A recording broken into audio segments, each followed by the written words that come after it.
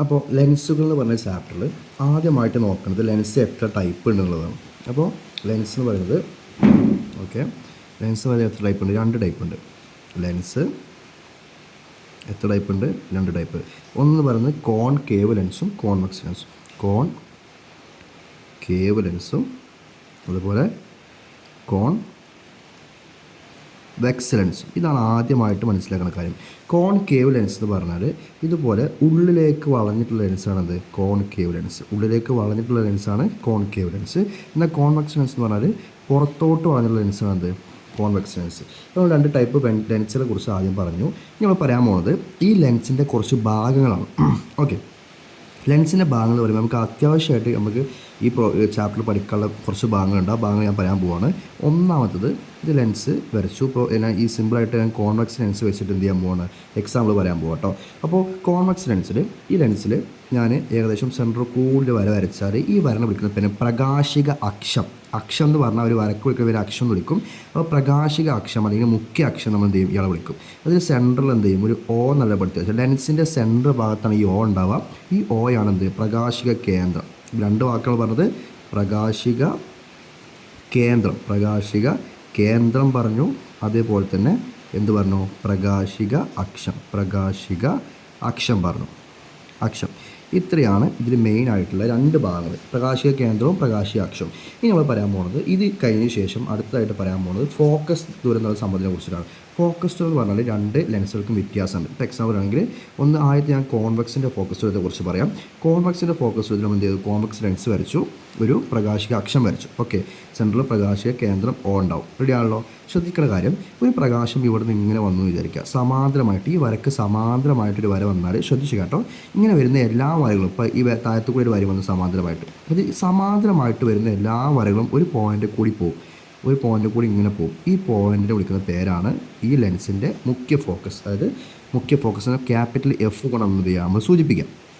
അതുപോലെ തന്നെ ഈ ഇപ്പോൾ പ്രകാശം ഈ സൈഡിൽ നിന്ന് വന്നാൽ എന്താ സംഭവിക്കുക, മുഖ്യ ഫോക്കസ് ഇതേ ദൂരത്തിൽ ഇപ്പുറത്തും ഉണ്ടാവും. റെഡിയാണല്ലോ. ഒന്നും കൂടി റിപ്പീറ്റ് അടിച്ച് കേൾക്കുക.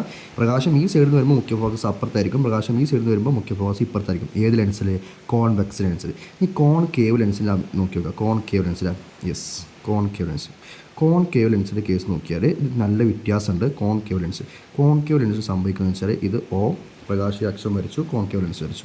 ഇത് സംഭവിച്ചാൽ പ്രകാശം സമാന്തരമായിട്ട് വരുന്ന വരകൾ നമുക്ക് ഇവിടെ ഒരു പോയിന്റിൽ നിന്ന് ഇങ്ങനെ പോണ മാതിരി തോന്നും. ഇവിടുന്ന് ഒരു കവറിൽ ഇങ്ങനെ പോണ മാതിരി, വിട്ടേക്ക് പോകുന്ന മാതിരി, ഇവിടെ നിന്ന് പ്രകാശം വരും, ഇങ്ങനെ പോകും. അപ്പോൾ ഇവിടെ നിന്ന് ഇങ്ങനെ പോകുന്ന മാതിരി നമുക്ക് തോന്നും. അത് ഇതേപോലെ തന്നെ ഇത് എന്ത് ചെയ്യും, ഇവിടെ നിന്ന് ഈ പോയിന്റിൽ ഇങ്ങനെ പോകുന്ന മാതിരി തോന്നും. അത് ഈ പോകുന്ന മാതിരി തോന്നുന്ന ഈ പോയിൻ്റാണ് ഇവിടുത്തെ എന്ത്, മുഖ്യ ഫോക്കസ്. ഇതാണ് ഇവിടുത്തെ മെയിൻ കാര്യം മനസ്സിലാക്കുന്നത്. മുഖ്യ ഫോക്കസ് എന്ന് മനസ്സിലാക്കി വെക്കുക. അപ്പോൾ കോൺവെക്സിൽ ഇങ്ങനെ വരുന്ന വര മുഖ്യ ഫോക്കസ് കൂടി പോകും. കോൺകേവ് ആണെങ്കിൽ ഇങ്ങനെ വരുന്ന വര ഈ സൈഡത്തെ ഒരു ഫോക്കസ് ഇങ്ങനെ പോകുന്ന മാതിരി, ഇങ്ങനെ വിട്ടുക്ക് പോകുന്ന മാതിരി തോന്നും. ഓക്കെ, വികർഷിച്ച് പോകുന്ന മാതിരി തോന്നും. ഇത് വിട്ടുകാണ് പോവുക, ഇവിടുത്തെ അടുത്തേക്കാണ് വരിക. ഓക്കെ ആണല്ലോ. അപ്പോൾ പ്രകാശം ഈ സൈഡിൽ നിന്ന് വരുമ്പോൾ മുഖ്യ ഫോക്കസ് ഇവിടെ ആയിരിക്കും. പ്രകാശം ഈ സൈഡിൽ നിന്ന് വരികയാണെങ്കിൽ മുഖ്യ ഫോക്കസ് എന്തെങ്കിലും ഇവിടെ ആയിരിക്കും. എന്തുണ്ടാവുക, കേവിനുണ്ടാവുക. റെഡിയാണല്ലോ. കോൺവെക്സ് ആണെങ്കിൽ ഇവിടെ പ്രകാശം വരുമ്പോൾ അപ്പുറത്തുണ്ടാവും, ഇവിടെ പ്രകാശം വരുമ്പോൾ ഇപ്പുറത്തുണ്ടാവും. പക്ഷേ കേവ് ആണെങ്കിൽ ഇവിടെ പ്രകാശം വരുമ്പോൾ അതേ സൈഡായിരിക്കും എന്തിനാണ് മുഖ്യ ഫോക്കസ് ഉണ്ടാവുക, ഇവിടെ പ്രകാശം വരുമ്പോൾ അതേ സൈഡായിരിക്കും മുഖ്യ ഫോക്കസ് ഉണ്ടാവുക. മുഖ്യ ഫോക്കസ് നമ്മൾ പറഞ്ഞു കഴിഞ്ഞു.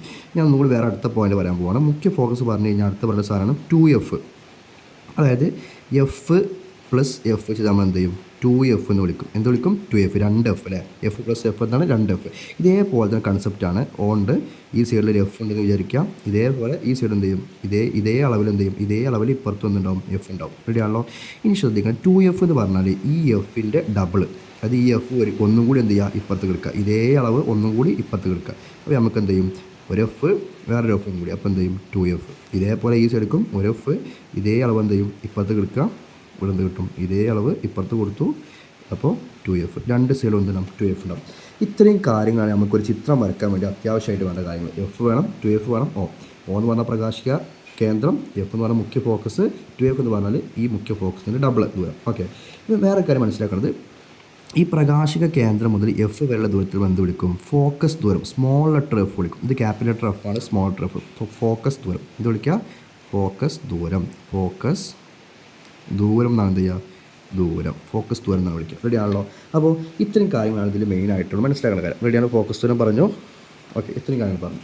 ഇനി നമ്മൾ എന്ത് ചെയ്യാൻ പോകും, ചിത്രം വരയ്ക്കാൻ പോകണം. ഇപ്പോൾ നമുക്ക് ചിത്രം വരയ്ക്കുന്നത് വെച്ചാൽ നമുക്ക് വരുന്നത് 2 ലെൻസ് ഉണ്ട്. ഒന്ന് കോൺവെക്സ് ഉണ്ട്, കോൺകേവ് ഉണ്ട്. കോൺകേവിന് ഇതേപോലെ തന്നെ ഉണ്ടാവും, എഫും 2F ഒക്കെ ഉണ്ടാവും. ഞാൻ റെഡിയാണല്ലോ. ഇതേപോലെ എന്തുണ്ടാവും, ഇവിടെ O ഉണ്ടാവും, ഇവിടെ വരെ എഫ്, ഇവിടെ എഫ്, ഇതിൽ ഡബിൾ എന്തുണ്ടാവും, ഇപ്പുറത്ത് 2F ഉണ്ടാവും, ഇപ്പുറത്ത് എന്തുണ്ടാവും 2F ഉണ്ടാവും. റെഡിയാണല്ലോ. ഇത്രയാണ് ഇതിൽ ബേസിക്കായിട്ട് മനസ്സിലാക്കേണ്ട കാര്യം. റെഡി.